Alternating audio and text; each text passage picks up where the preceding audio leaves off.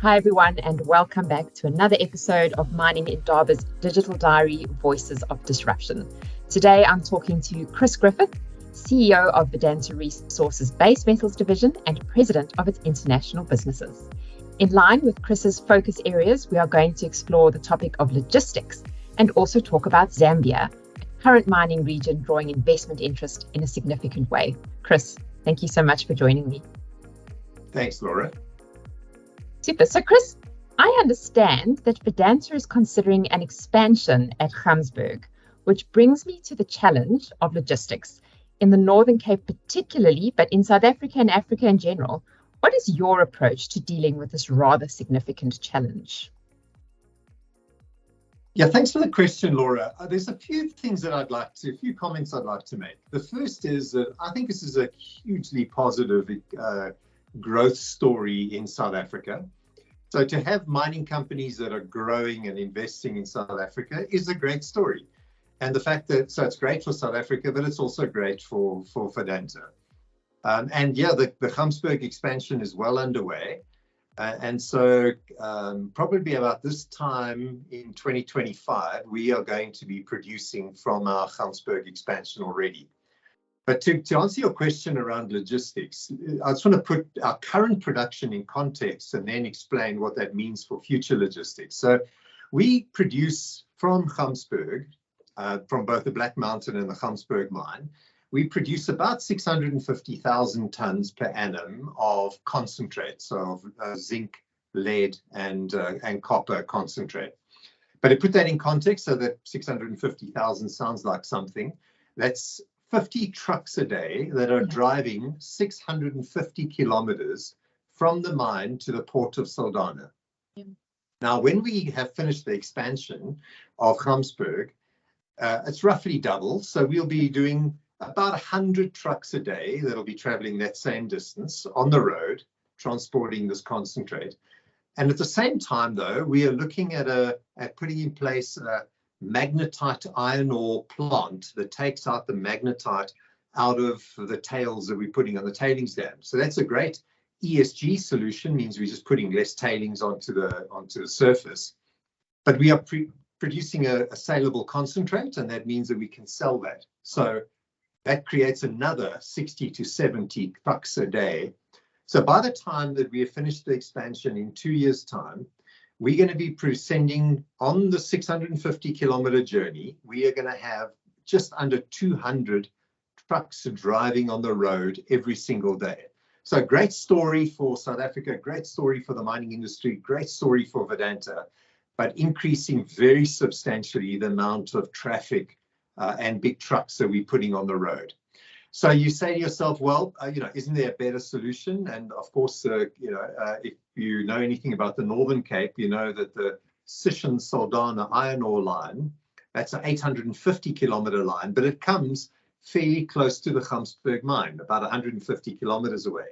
So there seems like a natural solution to be able to put a short siding into our mine and be able to put this material onto the rail.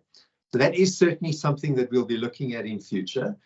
But if you look at, perhaps let's look at rail in South Africa, just very briefly. If you look, pretty much any country that you can think of is looking to put more freight and more material on rail and taking it off the road, which makes a whole lot of sense. Yeah. It's cheaper, it's safer. Just looking at India, just as one example, they currently transport about 27% of all of their material goes on rail. They have an aspiration to get that to 45% by 2030. So that's a great aspiration, and they're investing behind that to make that happen and just making their country so much more efficient.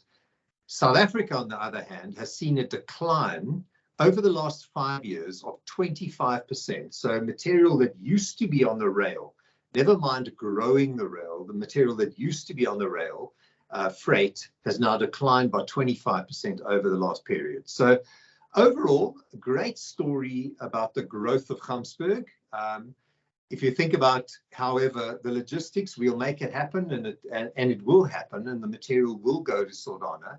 But there are significant challenges, and some of those challenges, we think there are solutions, And those solutions are existing rail lines that should be expanded, should be operating more efficiently, and should be creating space for additional material to be put on those lines. So that certainly is something that we'll be engaging with Transnet, with the government in the future, as hopefully we get more private concessions, better operators on those lines. So how you've concluded there, Chris, is exactly what leads me onto my next topic. And obviously, I mean, you've made it very clear that South Africa has a logistics challenge. So one of the sessions that I'm having on the main stage at Mining Indaba next year is looking at logistics and whose responsibility is it ultimately to pick up the tab? Is it government? Is it industry? Or is it both collectively? So, Chris, what do you think is the answer to that question? Government or industry? So again, perhaps I'll start with making a few observations. When very seldom are individual projects large enough to be able to support the investment in major infrastructure.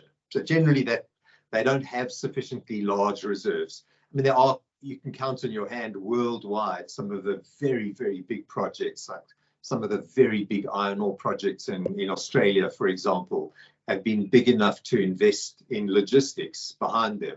Or very seldom do you find a series of investments that can work together, that come together at the same time, that can then support the investment in infrastructure. So seldom is it possible for individual projects to carry that. And that means, therefore, that it's a logical conclusion that actually infrastructure should be built by central government. And that's what taxes are paid. That's what taxes are for. And that's what fixed investment is all about. And when you look at infrastructure worldwide, you see that when infrastructure is put in place, it itself is a huge attractor of future projects, and it's actually the catalyst for growth. So when you put big rail lines in place, big road and port infrastructure, that in itself creates investment and creates economic growth. So you would think that actually governments would be really keen to invest in these kind of infrastructure projects, given that they create this growth. Now in South Africa, we've got a number of challenges, apart from the fact that nowadays we can afford very little infrastructure. But there are two main impediments, in my view, to investment in infrastructure in South Africa. The first is the amount of time that it takes. So, I've been involved all the time when I was a CEO at Kumba, when we were talking to government about putting in extra loops on the Saldanha line, expanding the port. Well, that's almost 20 years ago. These big infrastructure projects in our government's hands are taking 7, 10, 20 years, if they ever happen at all. Now, no project can sit around for 20 years to say, well, maybe we'll wait for the infrastructure. So either those investments go elsewhere, or people make different logistics solutions, often means putting that material on the road. So that's the first impediment, is just the amount of time that it takes. The second major impediment is the way the government wants to structure SOE's funding of those projects. So basically what they want is a back-to-back with all of the commitment from those who want to put material onto the rail line, so that there's no exposure to government. So what that does is it does two things. One is it requires a whole stack of projects to work together to make a big infrastructure project work. And as I've already mentioned, that seldom works. But what it does also is it says that you've got to have 100% back-to-back. What that means is it leaves no space for small players, or it leaves no space for future players that want to get involved in that infrastructure. So if you look at that, you say, well, then surely it seems like in South Africa, the solution is probably going to have to be some sort of hybrid, where government does invest, let's say 50% of the investment into infrastructure, and you can get then remaining business to be able to fund, and whether it's the projects themselves or other investments that can come to the party. with that, you're likely then to see the private players, either those who want to run a concession on those rail lines or those that are investing themselves directly in those projects. They're going to want to do two things. They're going to want to be involved in the say about who constructs and how much it costs, because it'll probably be about half of the cost that it eventually costs government. And there's been many big infrastructure projects that have demonstrated that it's only about 50% of the cost. The second thing is private operators are going to want to operate and run those concessions. So, and I think that looks like the solution for South Africa going forward, is for government to definitely invest very materially in that infrastructure. And those could be rail lines, ports expansion, rail expansion. But then private industry to get involved in whatever shape or form that may look like, either direct business investing or those that want to run those concessions. So business will want to have a say about the funding. They want to have a say about who runs these. And there's been discussions like that in South Africa at the moment. So it seems like we're moving in that direction. But we're going to have to see now a major step up in pace around government's ability to attract private concessions into running and investing in both existing infrastructure to improve the efficiency, but also to new and expanded infrastructure. So those opportunities exist. Ideally, government should be investing in these things. In South Africa, I think there is a combination between government and business that can make logistics work in a very different way to what it's working at the moment. I think that's what we need, Chris. We need government to realize or recognize the potential in those hybrid type solutions to actually take it forward. Great insight from you, I think, on that particular topic. Thanks, Chris. I want to also turn to Konkola copper mines in Zambia. The country is experiencing an absolute resurgence in mining interest and investment. Chris, what are your views on the country at present, and how is this impacting decisions being made at KCM at the moment? I think Zambia is a great example of what great leadership does. And here we've got, I think, great leadership from the current president, Hichilema, in Zambia, and what his vision for the country is. So he's got a vision, he's got a strategy, he's investing, he's got his senior government team that are aligned around creating an enabling environment for business to flourish. And so that the government so the country can work and the country can invest. And it's a great example of seeing that, perhaps from, a couple of years back, what the president has been able to create. So what we are seeing is a new vibe, a new enthusiasm in the government to attract investment. But also we are seeing now investors wanting to come back into Zambia in a big way. So lots of big investment commitments have been made. In this current environment where companies are being given certainty, they're being given the assurance that they've got government behind them, backing them to be able to invest in Zambia. So it's a great story, a great demonstration of what good leadership does. And because of that, we're seeing renewed investment into Zambia in a very big way, of course, including our own investment. Super. So, Chris, leading on from that, another session that I'm going to run at Mining Indaba next year is around critical minerals and asking the question, how green are our green minerals? As an extremely mature copper operation, is Vedanta considering its KCM footprint and ensuring the operation is environmentally compliant in today's sustainable driven era?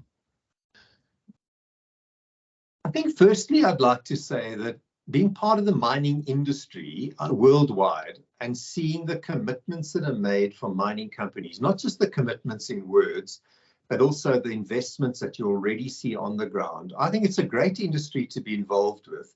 And although we have often such negative press about our environmental impact, I think the commitment that mining companies globally are making around their ESG footprints, their environmental footprints, their commitment to net zero carbon emissions.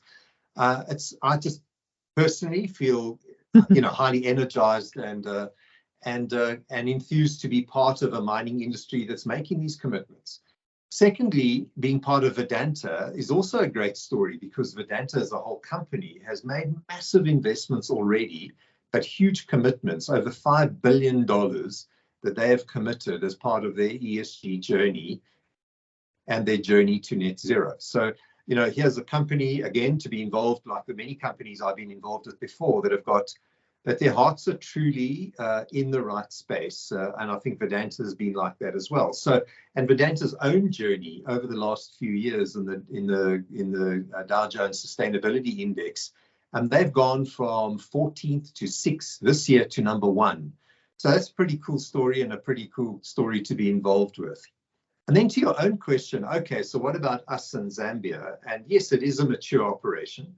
But going back now, I think gives us a clean slate to work with, and it gives us an opportunity to have a look about what's possible, what needs to be done as we play our part, like the rest of the operations in Vedanta, but also like the rest of the mining industry. So yeah, we're gonna be looking at what those opportunities look like, and they'll be different from other mines, and we've got different challenges. And yes, it is a mature operation, but I think there's still great opportunities to demonstrate as we commit to the mining, we commit to our ESG component as well, look after the environment, commit to net zero. So yeah, we'll be part of that journey for sure. Chris, really enjoying your optimism about where Vedanta is going as a company and just industry in general. I think it's been really refreshing to have that approach shared with us. I'd like to end my interviews with a question that ties in with our 2024 theme, which is embracing the power of positive disruption. Chris, what do you believe is needed to disrupt the African mining industry to ensure a resilient and sustainable future? I talked a little earlier about leadership and the leadership of President Hichilema, but the one thing I'd like to make is the comment around creating an attractive business environment requires a clear and coordinated strategy. It does not happen by itself. It does not happen just because you've got great mineral resources in the ground. I think mining industry has spoken for decades about some very fundamental and basic things that need to be in place to attract investment. And it's not complex, but it seems incredibly difficult often for governments to make sure that those are in place. Perhaps I'll run through a few thoughts. The first thing is you've got to provide safety and security, both for your people, for your assets, as well as for your investment. So that's the first point.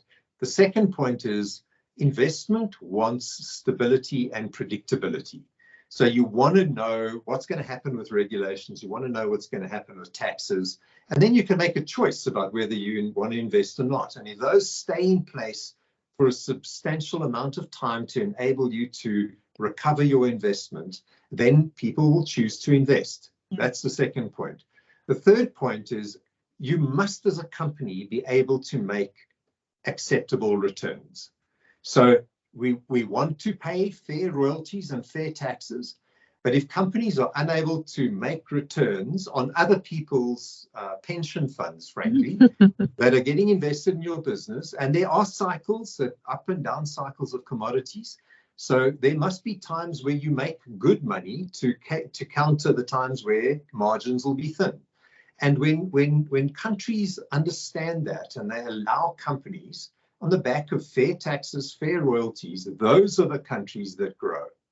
The fourth point that I want to make is around the ease of doing business. When you make it easy for people to come in and do exploration and to obtain mining licenses, and you don't put all sorts of onerous obligations on those companies, those are the companies that you just make it easy for them to make money. And when they make money, they employ people, they pay salaries, they pay royalties and taxes, they create huge multiplier effects for the economy.